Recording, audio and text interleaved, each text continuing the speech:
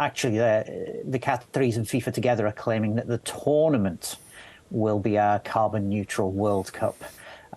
In other words, the 4-week period from November through to the end of December, they are claiming that either they're engaged in environmentally friendly activities. So, for instance, they have a fleet of 700 electric buses, or alternatively, they're claiming that activities that potentially are environmentally threatening or damaging, that they will offset those activities by investing in projects that are obviously carbon friendly.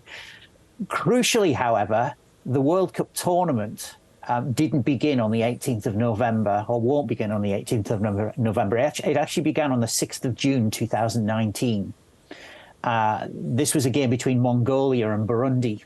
And I checked the distances on this. A return journey from Mongolia to Burundi is 18,000 kilometers.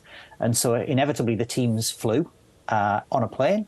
And that plane will have had a carbon footprint, but that won't be factored into the calculation of whether the tournament is carbon neutral or not. There's so many different things to take into consideration here. What kind of environmental impact do events like the World Cup have overall?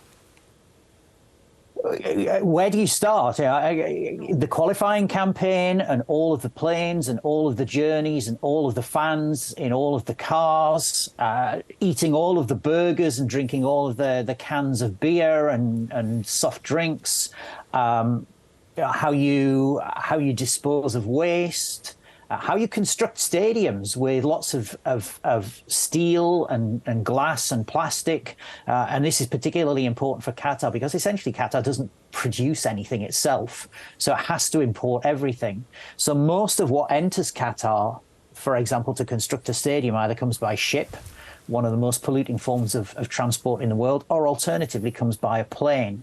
But I think there are some other details too that we need to be aware of. One of the things that the Qataris potentially will be doing if temperatures rise is to air condition their stadiums, which is something that is a little unusual.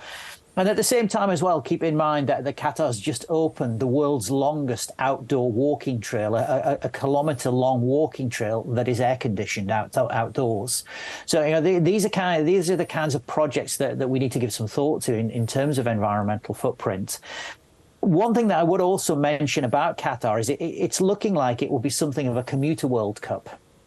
So there is a limited number of hotel rooms. There are limited places for people to be able to socialize and to stay.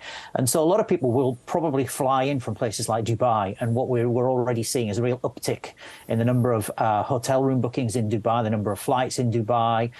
People will fly in for the day into Qatar, go back, maybe come back again to Qatar and then go back to Dubai. So the potential footprint when you aggregate all of this is actually significant. It's immense. You've visited Qatar on a number of occasions. How would you say the organisation for this World Cup compares to others that have been done in the past in terms of environmental impact?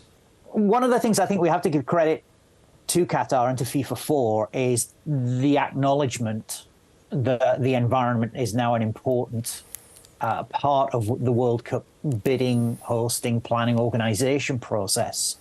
And that's really, really important. And one would hope that this tournament provides a springboard to what happens in the next World Cup. We've obviously got a Women's World Cup coming up in Australia very soon, but then we've got a Men's World Cup again in the United States, Canada, Mexico.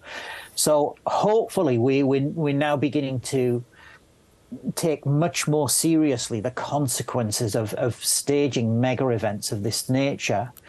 But I think the Qatar project, if we can call it that, this is very different to, for example, Australia or France or Britain hosting a tournament, because essentially we're using existing infrastructure. And World Cups do differ from the Olympic Games in the sense that they tend to use existing infrastructure.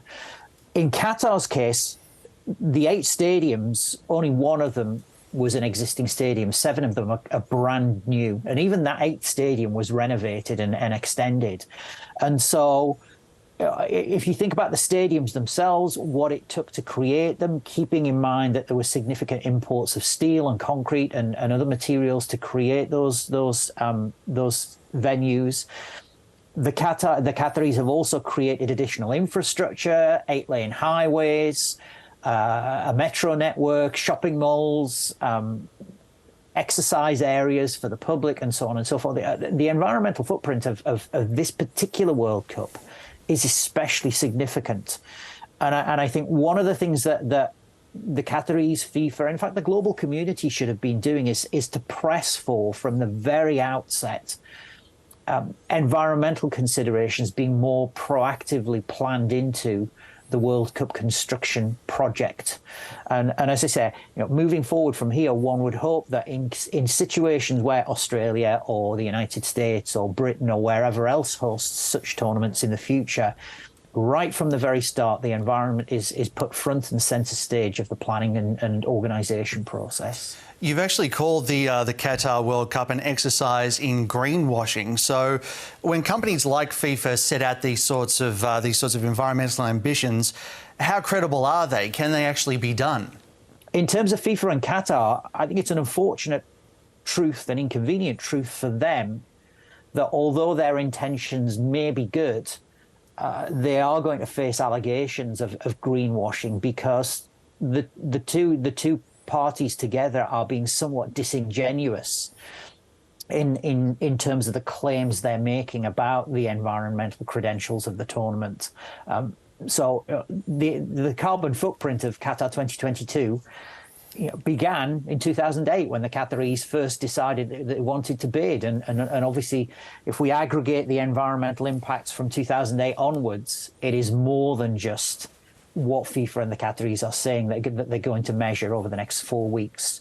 I think what's also significant about the Qataris too is that some of the carbon offsetting programs that they have in place were going to be in place anyway. And so, again, it's somewhat disingenuous to claim that this is going to be a carbon neutral tournament. Professor, we really appreciate your time. Thank you. Thank you.